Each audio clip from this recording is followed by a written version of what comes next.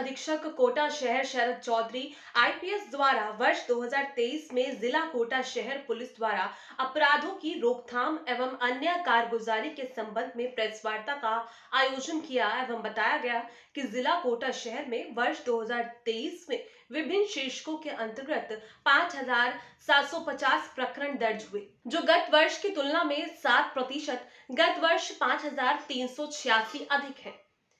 वर्ष 2020 में पूर्ण एवं 2021 में आंशिक कोरोना काल के दौरान के प्रकरणों का अत्यधिक कमी आई थी, जिसके फलस्वरूप वर्ष 2020 में 4,454 एवं 2021 में 4,717 प्रकरण दर्ज हुए थे, जबकि वर्ष 2019 में अन्य धाराओं के अंतर्गत 5,718 प्रकरण दर्ज हुए थे।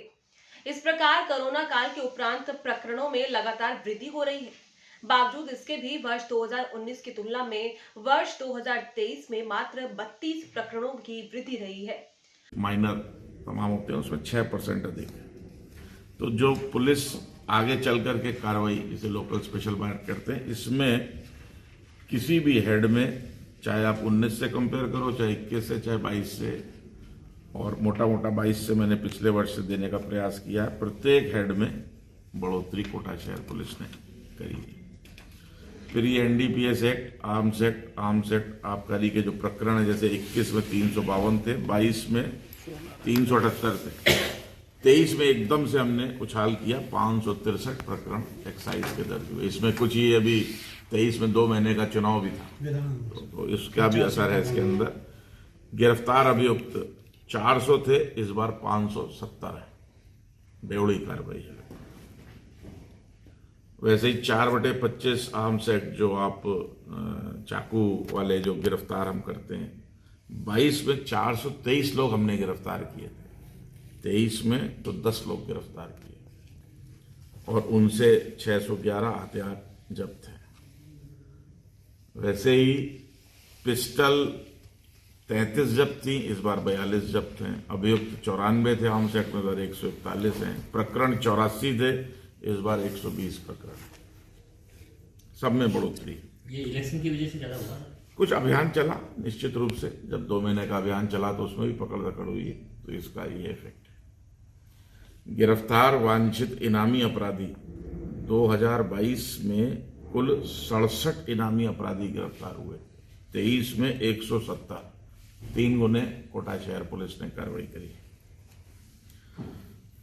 इसी प्रकार से तमाम जो कोर्टों से वारंट आते हैं, गिरफ्तारी वारंट, जमानती वारंट, उसकी तामीली प्रतिशत 23-22 की अपेक्षा बेहतर कोटा शहर पुलिस ने किया है। गुंडा एक्ट में हमारी कार्रवाई कमजोर हो गई। इसका एक कारण तो ये था कि अब वर्तमान जो कलेक्टर साहब हैं, इनके टाइम में गुंडा एक्ट इस तरह से हम वहाँ पेश करते हैं, तो इन्होंने प्रसंज्ञान लिया है। इसके जो पूर्व वाले कलेक्टर साहब थे, उनके कार्यकाल में उनके कई राज्यकाल में व्यवस्थाएं रही होंगी, तो बहुत से हमारे गुंडा एक्ट केस लगाते वहां जाकर के रह गए थे, बगैर उनके आदेश के आगे नहीं बढ़ सकते थे। 22 में हमारी कार्रवाई जो थी, निष्कासन हम करा पाए थे 91 का, 23 में हम केवल 64 लोगों को करा पाए हैं। ये हमारी कार्रवाई कमजोर रही है गुंडा एक्ट की। इस तरह से 22 में 46 पेश हुए थे, इस बार 40 ही पेश हुए, और अभी भी ये पेंडिंग है। 402 2022 के पेंडिंग है, और 23 के 378 अभी भी कलेक्टर साहब के यहाँ पेंडिंग है। हिस्ट्री शीट हम खोलते हैं आदतन अपराधियों की, 19 में मात्र 15 खोली गई थी, जो 19 की फिगर, जिसमें अपराधों की संख्या से मैं कंपैरिजन कर रहा था। 22 से फिर आता हूं तो 22 में 38 एचएस खोली गई, और 23 में कोटा शहर पुलिस ने 60 हिस्ट्री शीट पत्रावली खोली गई, मतलब हमने नए चिन्हित किए और उन 60 अपराधियों को हिस्ट्री शीट खोली। पुलिस मुख्यालय के निर्देशानुसार, आपको पता है, एरिया डोमिनेशन की अभियान चलाते थे, अर्ली मॉर्निंग टीमें जाती थी, दिन भर कार्रवाई करती थी। वो अपने 5-6 बार अलग अलग समय अंतराल पे करी। 1462 अपराधियों की गिरफ्तारी केवल इसमें की गई है, 5-6 बार हुई साल भर में, और अभी लेटेस्ट 3 दिन का अभियान चला था, आपको ध्यान होगा, तो 1462 लोग गिरफ्तार किए। एक बहुत अच्छा काम कोटा शहर पुलिस ने गुमशुदा मोबाइल को बरामद करके और वापस लौटाने का किया। हम लगभग, इसका टोटल इन्होंने नहीं किया, 4 बार कैंप लगा चुके, 4 सर्किल वाइज। 2 मार्च को लगाया था, 125 मोबाइल फ़ोन 14 लाख की कीमत के रफली वापस लौटाए थे। 23 अप्रैल को 160 फ़ोन 30 लाख कीमत के। 18 जुलाई को 241 फ़ोन 34 लाख कीमत के। और अब 22 अक्टूबर को लास्ट कैंप में हमने जो वापस लौटाए थे 259, लगभग 260 मोबाइल फ़ैन जनता तक वापस पहुंचाए, करीब 40 लाख रुपए के। तो करीब 1.25 करोड़ रुपए के मोबाइल विगत 1 वर्ष में जनता को वापस पहुंचा पाने में कामयाब हुए।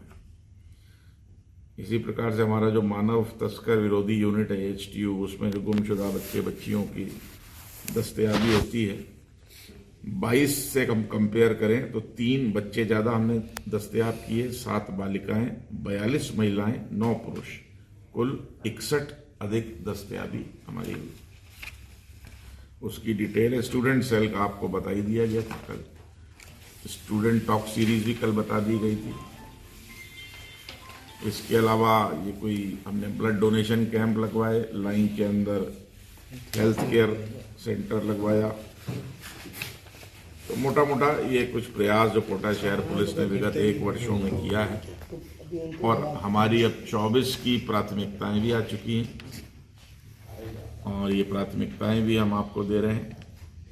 इसके ऊपर अब वर्ष 24 की जो राजस्थान पुलिस की प्राथमिकताएं हमें प्राप्त हो चुकी हैं, उस पर वही हमारा एजेंडा होगा। और अभी राजस्थान सरकार की 100 दिवसीय कार्य योजना भी आई है। तो अब कोटा शहर पुलिस और मेरे ख्याल से लगभग प्रत्येक राजस्थान के जिले की जो पुलिस है वो 2 एजेंडे पे काम कर रही है। एक राजस्थान सरकार की 100 दिवसीय कार्य योजना और राजस्थान पुलिस द्वारा निर्धारित, पुलिस मुख्यालय द्वारा निर्धारित 2024 की प्राथमिकता है। तो मेरी जो कमजोरी रही कोटा शहर पुलिस की, वो भी मैंने आपको अवगत कराई, और जो हमारी अगर कोई ठीक ठाक कार्रवाई उपलब्धि थी वो भी आपको अवगत कराया। अब आपके कोई प्रश्न? मैंने बताया आपको 4/25 आर्म्स एक्ट चाकूबाजी का आंकड़ा है। देखिए इसमें 2 चीजें हैं। एक, हम गुंडे को पकड़ रहे हैं और उसे चाकू बरामद कर रहे हैं, उसकी फिगर मैंने आपको बताई। बाकी उसका मुकदमा दर्ज हुआ वो FIR की फिगर में है। और ये जो हमने पकड़े अलग से, जैसे हम किसी हथियार वाले को पकड़ते हैं तो 3/25 आर्म्स एक्ट का मुकदमा होता है, चाकू वाले का 4/25 का होता है। मैंने आपको 4/25 की फिगर बताई। मैं फिर से आपको देख करके बता रहा हूँ। इसमें 4/25 में 2022 में 422 प्रकरण हमने दर्ज किए थे।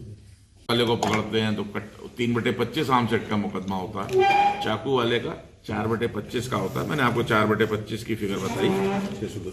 मैं फिर से आपको देख करके बता रहा हूँ। इसमें 4/25 में 2022 में 422 प्रकरण हमने दर्ज किए थे। 2023 में 610 है। ठीक है साहब, वो सब शामिल है सर। और 3/25 आर्म्स एक्ट के 84 प्रकरण थे, इस बार 120 प्रकरण। तो चाकूबाजी, चाकू नहीं कहा मैंने, उसको टेक्निकल लीगल भाषा में 3/25 और 4/25 आर्म्स एक्ट बताया। सर शराब पार्टी होती है, दोस्त पार्टी करते हैं, छोटी सी बात पे चाकू मार दिया जाता है, तो चाकू क्या वो अपने साथ लेके चल रहे हैं? तो ऐसे कितने लोग इस शहर में लेके चलते हैं? मुझे कोटा शहर में अभी नौकरी करते हुए 10 महीने हुए हैं। आप लोग यहीं पले बड़े हैं। और कोटा का अगर मैंने रिकॉर्ड खंगाला और देखा था, एक लाइन में यदि मैं कुछ कहना चाहूँ तो वो ये है, JK इंडस्ट्री जब कोटा से गई और बेरोजगारी आई, उसके बाद समहाउ चाकूबाजी का चलन इस कोटा में बढ़ा। पूरे राजस्थान भर में कोटा, विशेष करके कोटा शहर, चाकूबाजी के लिए कुख्यात, विख्यात तो नहीं कहूँगा, कुख्यात है, नेगेटिव सेंस में। निश्चित रूप से जैसे गांवों में 2 किसान लड़ते हैं तो वो लठ का वहां ज्यादा प्रयोग होता है। धौलपुर, भरतपुर, उत्तर प्रदेश, और अब जो नॉर्दर्न पार्ट ऑफ राजस्थान है, बीकानेर, गंगानगर, हनुमानगढ़, वहां फायर आर्म्स का चलन बहुत ज्यादा है। कट से गोली, देसी कट्टे से मारते हैं। कोटा को ख्यात है अपनी चाकू से वार करने के लिए।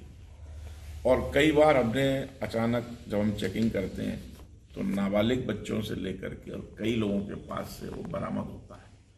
तो अब ये कुछ प्रचलन हो गया। शहर में आप भी घूमते हैं, कहीं बिकता हुआ भी नजर नहीं आ रहा है कि खुलेआम जैसे फल बिकता है, क्योंकि चाकू बिक रहा है। लेकिन ये चाकू है तो सही लोगों के पास में, क्योंकि अगर कोई सोची समझी रणनीति के तहत हमला करेगा तो चाकू तैयारी के साथ लाएगा। कई इतने केसेस हमारे पास आए कि साहब अचानक चाय पी रहे तो चाय पे झगड़ लिया और चाकू मार दिया, इसका मतलब जेब में पहले से मौजूद था। तो मुझे ऐसा लगता है कि काफी जनता कोटा शहर की, विशेष करके यूथ, जो जवान बच्चे हैं, वो इसको कैरी करते हैं चाकू को, और कुछ भी घटना हुई तो फट से वो चाकू लेते हैं। तो एक अजीब सा कुछ है कोटा शहर के संदर्भ में। और विगत मेरे ख्याल से 25 सालों के आंकड़े हैं चाकूबाजी के लगातार। कहीं भी पूरे राजस्थान में इतनी चाकूबाजी नहीं होती जितनी की कोटा में होती है। ये बात तो तथ्यपरक है, फैक्ट है।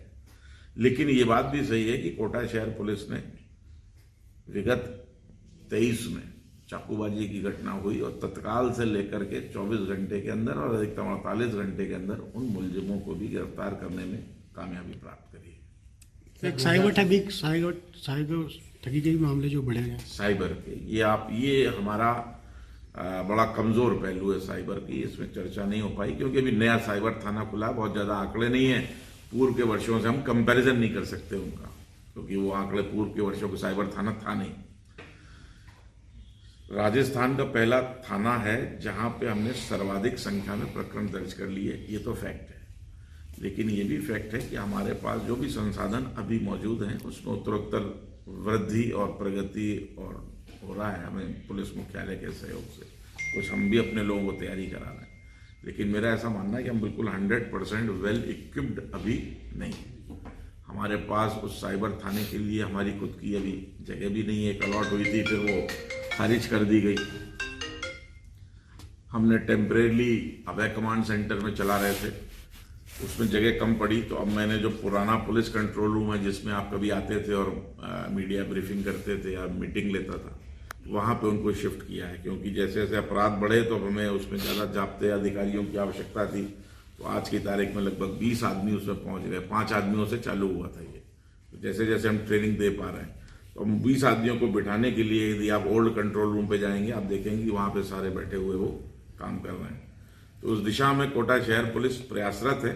लेकिन इसमें काफी करने की अभी चीज है, जो मुझे लगता है 24 में जाकर के हम इसको अच्छी तरह से स्थापित कर लेंगे। Anti gangster task force, anti gangster जैसे ही नई सरकार का गठन हुआ, उन्होंने 2 SIT गठित करी है राजस्थान सरकार ने। एक तो नकल विरोधी जो SIT गठित हुई है और एक गैंगस्टर्स के खिलाफ कार्रवाई के लिए।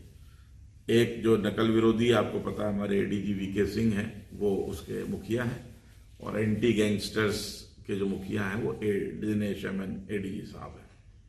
अभी 5-7 दिन पहले आपने देखा होगा, 10 दिन पहले एंटी गैंगस्टर्स की पहली कार्रवाई कोटा शहर पुलिस के सहयोग से हुई। 25,000 का इनामी पकड़ा था। दूसरा एक और हमने पकड़ा, वो हमने जो गैंगस्टर एंटी गैंगस्टर की टीम जयपुर की थी, उसने हमारी मदद करी। निवासी वो कोटा का था, जो 10,000 का इनामी था। तो निश्चित रूप से वो जो अभी तक जिला पुलिस अपने स्तर पे जो पकड़ धकड़ करती थी, अब एक सामूहिक प्रयास हो गया। और उन सामूहिक प्रयासों के चलते हुए उसमें मुझे लगता है कि काफी सारे जो भी गैंगस्टर्स हैं, जो अगर जिला पुलिस जिला को छोड़ दिया, उसने किसी अन्य जिले में रह रहा है, कहीं बाहर रह रहा है, तो मेरे ख्याल से कोटा शहर पुलिस और पूरी राजस्थान पुलिस ज्यादा पैनी मार करेगी इन गैंगस्टर्स को पकड़ने में।